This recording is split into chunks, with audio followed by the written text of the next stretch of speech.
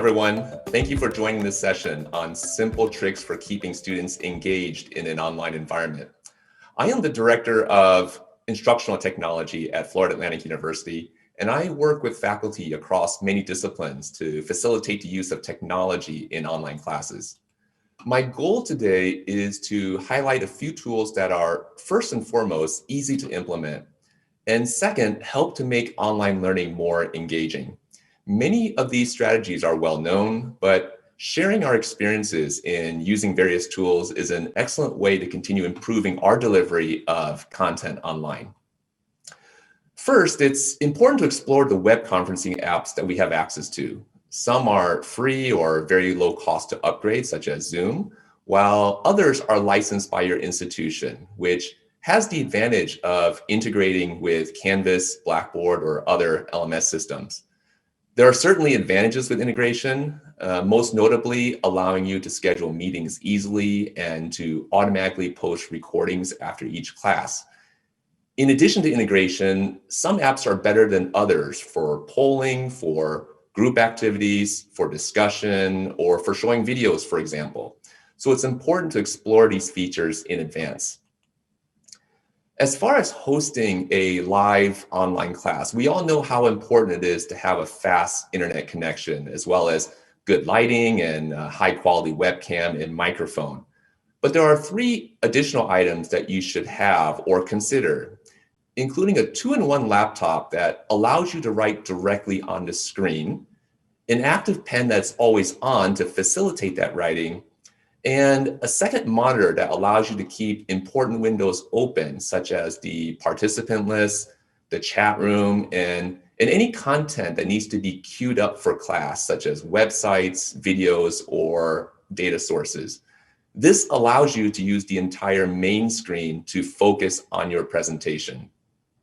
Now, having any one of these items is helpful, but having all three really makes live streaming much more organized and smooth. This is what my setup looks like, and all the equipment is very light and portable. In fact, I carry my second monitor with me everywhere I go, just so I can be ready to host an online office hour session or a class. Now, for pre-recorded classes or lecture capture, one way to accomplish this is to record yourself using a web conferencing app, but without participants. But another free option to consider is Screencast-O-Matic, which is my favorite screen capture app because you can start it right from their website, recording you and everything you see on your screen. And when finished, you can edit the video and save it as an MP4 file to upload to your class homepage. It's easy and free. Now I'd like to turn my attention to active learning and making online classes more interactive. I mean, just having the ability to write on your screen and discuss topics in real time already makes classes more interactive, but adding an occasional poll in your class allows for everyone in the class to participate and to stay focused on the material. Now, many web conferencing apps already include a polling feature, which are great for asking questions on the fly, but if you want to embed a poll seamlessly into a PowerPoint slide, an excellent polling app is Poll Everywhere, which is not affiliated with any publisher, and the basic version is free. So what's really nice about Poll Everywhere is its simplicity, because each poll is fully embedded into a slide. This means that each poll automatically starts and the results automatically appear, such as this one right here.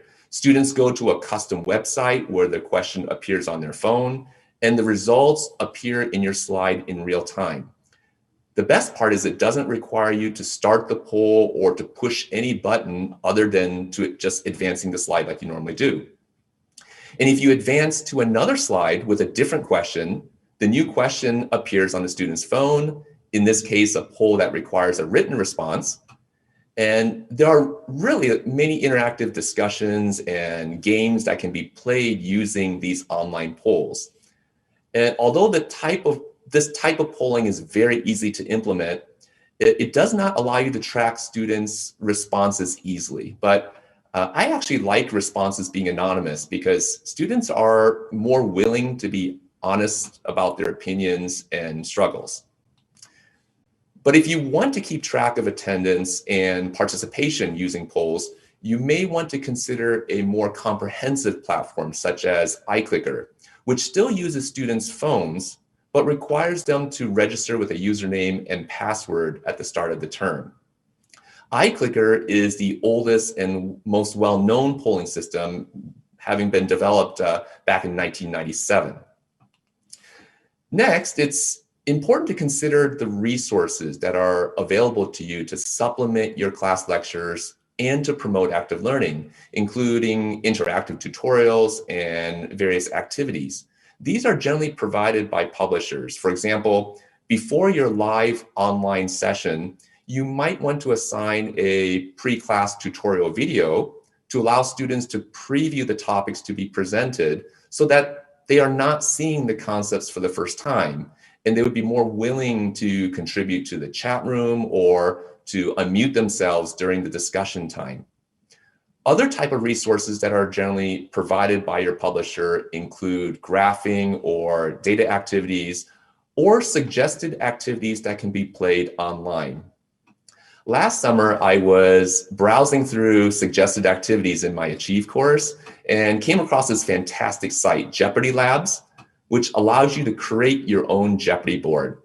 This is a Jeopardy game that a board that I created myself that covers concepts for the first exam, and we played this class live online instead of having a traditional exam review, and my students absolutely loved it. Lastly, I like to briefly discuss online testing because one of the most common reasons for students not to be engaged in your class is when they think they can easily cheat on your exams. This means that they will likely devote less time to your class, no matter how engaging it may be. The four main methods of cheating in an online exam include group collaboration, when multiple students work together on exams and share answers. There's information sharing, when one student takes an exam first, then shares information with friends who take it later in the exam window. You have professional test takers who promise good grades in exchange for money. And finally, searching for answers online, which is easy to do when nearly all test bank questions can be searched online using sites that allow students to post study notes, which often ends up being publisher-provided test bank questions. So if students are taking exams like this, they are highlighting the question, they are right-clicking it directly into Google, and finding an answer faster than the time it takes to actually read the question, your students will likely not be engaged in your class simply because they don't need to be engaged to earn a good grade. So the best solution is to use whichever online proctor that your institution provides, which is usually one of these services such as Respondus Lockdown Browser or Monitor, Proctorio, ProctorU, there's PSI and HonorLock, for example. And some work better than others. So if you have access to more than one site license, you'll need to choose which one best fits the type of exams that you plan to give, such as closed book versus open book exams, or whether you use a publisher platform to administer the exam. But if you don't have access to an online proctoring service, you can still mitigate academic dishonesty by using best practices in a non-proctored environment. Here's a summary of 10 best practices for giving a non-proctored exam. First, you should use large question pools. You can shorten the window when the test is available. You should set a time limit, randomize the order of questions and answer choices, release questions one at a time, and prevent backtracking.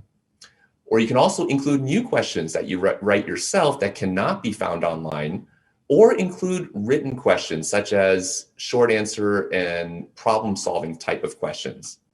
Also, you can just simply remind students why it's important not to cheat, and again, remind students of the honor code and exam rules. And I like having students acknowledge them as the first question of each exam I give. Although none of these strategies will prevent students from working together or asking a smart friend to take their exam for them, they do make collaboration much more challenging when each student is seeing different questions and all are taking it at roughly the same time. To conclude, much of the success with online teaching and keeping students engaged is simply being organized and being comfortable using tools that are already available to you. Asking questions via polls, showing brief videos, playing an online game, or using your screen as a whiteboard are all easy methods of moving beyond your basic bullet point slide and to bring active learning elements into the online environment. Thank you.